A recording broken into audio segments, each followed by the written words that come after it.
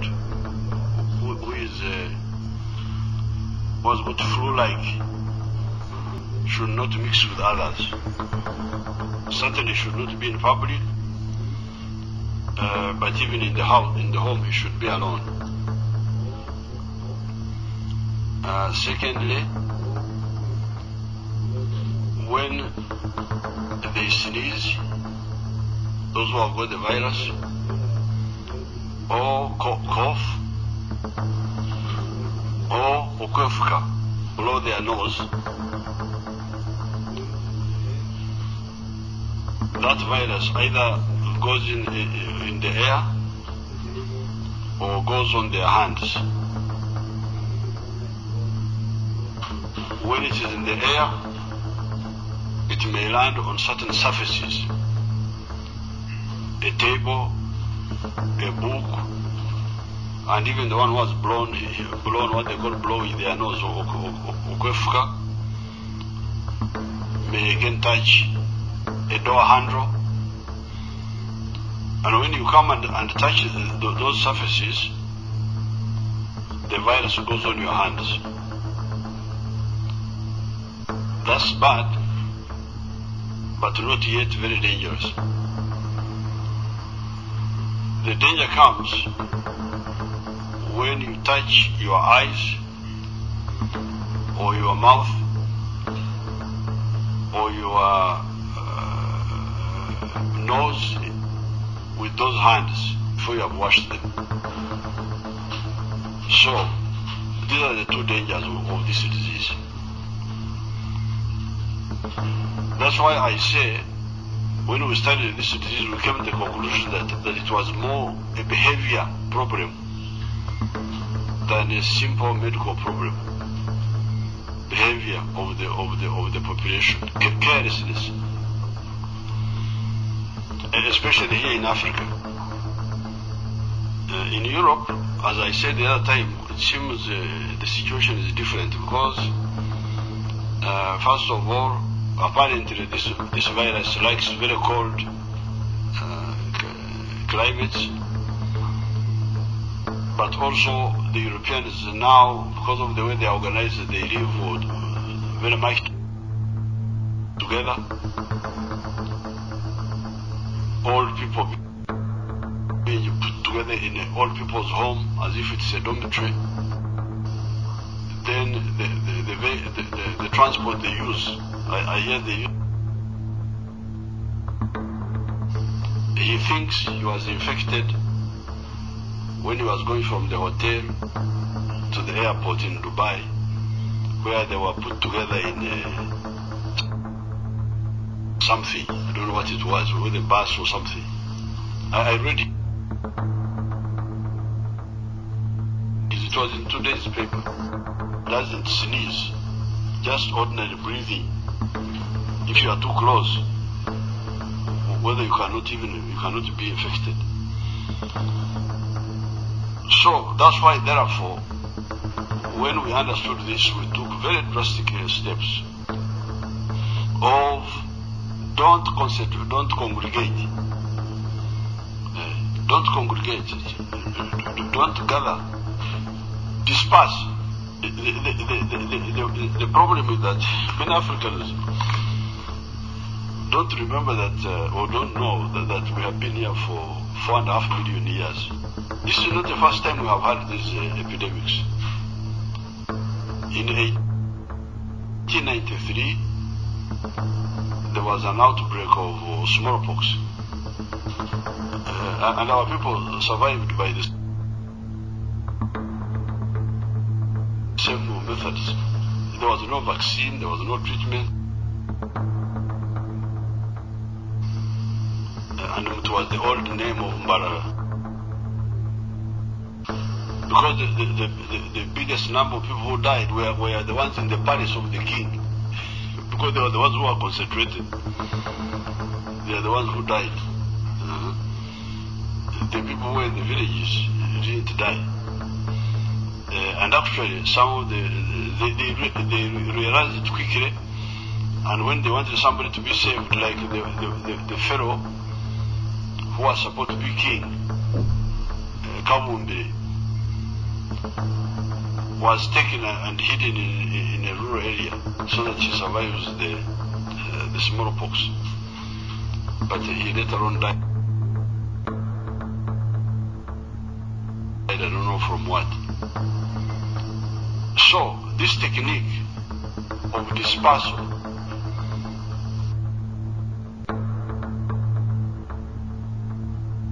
once you know the characteristics of the disease, is not new. We used it in the past. That's how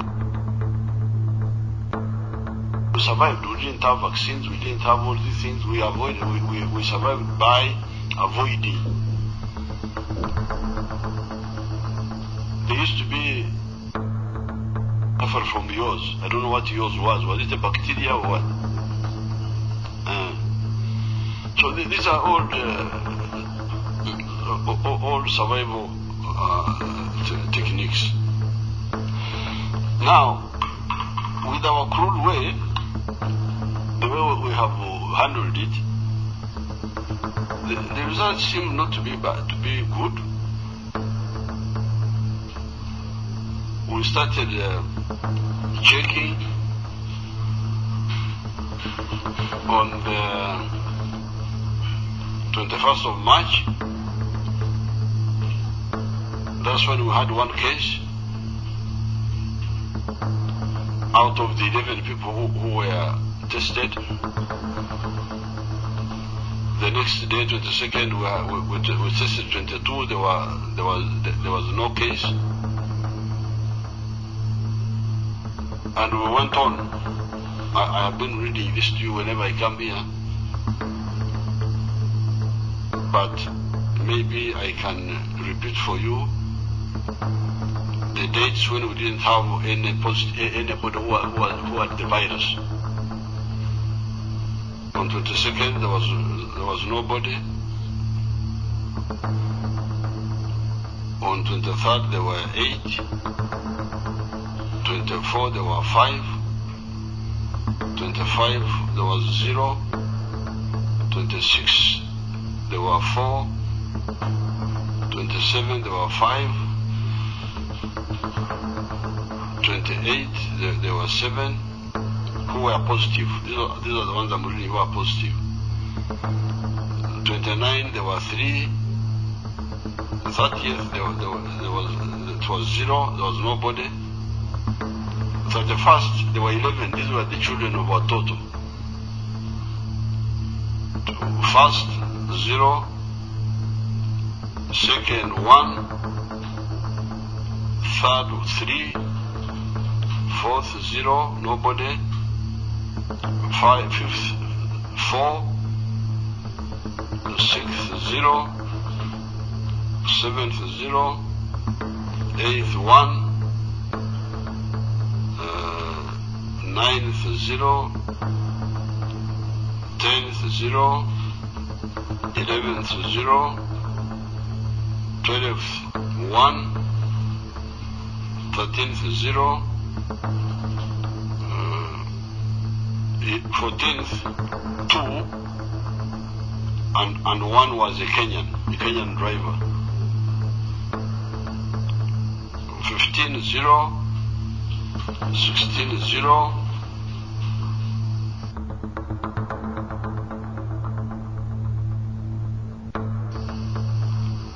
17, 1, a Tanzanian driver.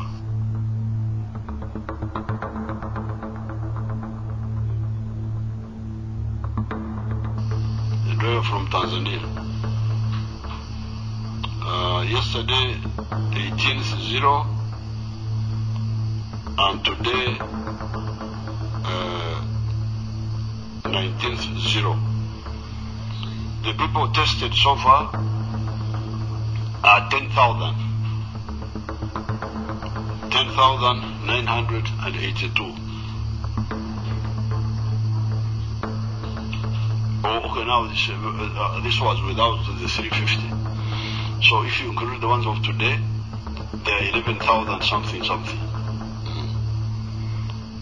And out of all those, only 50 55 or 6?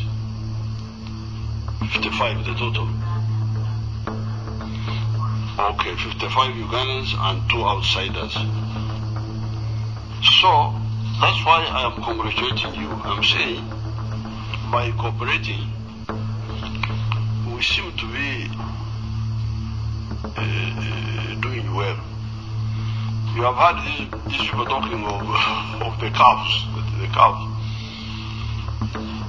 The calves, the graph.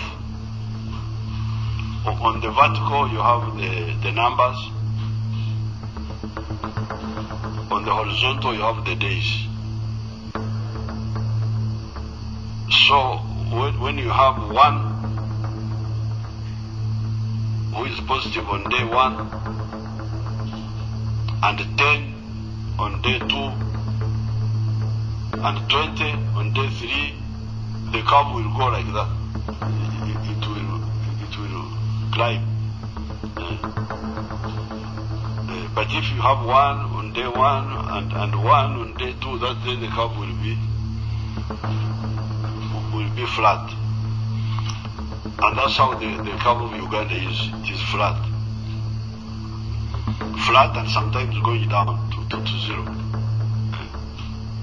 It's actually oscillating between and 0.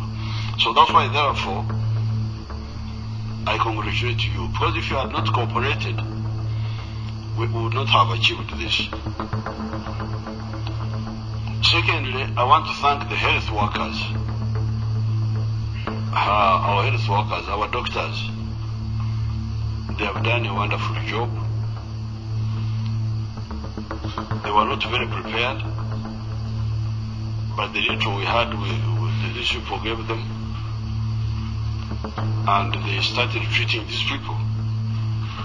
The 55 started treating them. The consequence, nobody has died. We don't have a single death from corona. All these 55 are there, and 20 have been cured and discharged. Discharged means sent home. You know, some of these people use the English which our people don't. Discharge. People like Victoria may not know what discharge is. But discharged means sent home. Sent home that they are cured. So I want to congratulate our health workers for a wonderful job they have done. I also want to congratulate our scientists, the scientific community in general, because they are very active and they are doing wonderful things. You will soon hear about them. We are working on the vaccine. The ones of the virus center and then they have isolated this, have sequenced this strain of ours here. They have understood how it's structured. And some of the scientists are developing materials to use, like diagnostic materials and so on. So they are doing very well, and that's why I would like now to use this occasion to call on the other sectors, especially the politicians and the bureaucrats, to really support my long-standing appeal to pay the scientists well. I've told you before that when we were in the bush, we had shortages of food and so on. But we were are able to identify the people who are critical. And we would say, okay, for these ones, although the food is not enough, but give these people enough food. I really don't like the idea of people who are not scientists getting salary increase before the scientists. That's our scientists first be paid well. The others can come later. That's always my position. You go to, like I've been in Jinja today, which I'll talk about later, the engineering problem there of the only Ugandans. This is very good. So these scientists should be paid well so that they really stabilize and help their parents and help all of you. However, there are still some crooks in the society who don't understand the value of cooperating with others. Like for instance, I have heard that we have said don't move around with private cars unless you are doing an essential service. I hear there were people who were bribing and getting stickers wrongly. Those vehicles will be confiscated. They will be confiscated. Confiscated, and legally we shall see what to do about them. Because you are trying to kill Ugandans by not cooperating with the health measures. Then we had the problem of bad food which was distributed. That's why I want the Honorable Musa Ipiru to have his own forum and explain properly, but not my forum here, because I don't want to be mixed up with those issues of the food and all that. But we took action, and I deployed ministers in Kampala first to monitor closely that issue, because these people may be overwhelmed. The Prime Minister is not the one doing the work directly. They work through others. They were the civil servants. So we heard that there was bad food being distributed, and the food was not even enough. The beans especially, I hear, were not enough. But when I check, I'm told that the beans are there, but the story is there. But this will be sorted out. Will be sorted out. Will be sorted out. It's not. It is here. It's happening here in Uganda. We can't fail to solve it. We shall. It will be sorted out. And somebody told me today it was better. The maize was there, but also the beans. I was told that the salt is a problem. That the salt is coming from Kenya, and Kenya don't have enough, or some story there. But if you get the beans and the kawunga, well, the Banyankole call it evinyiga, when you eat food without salt, but you buy the salt yourselves also,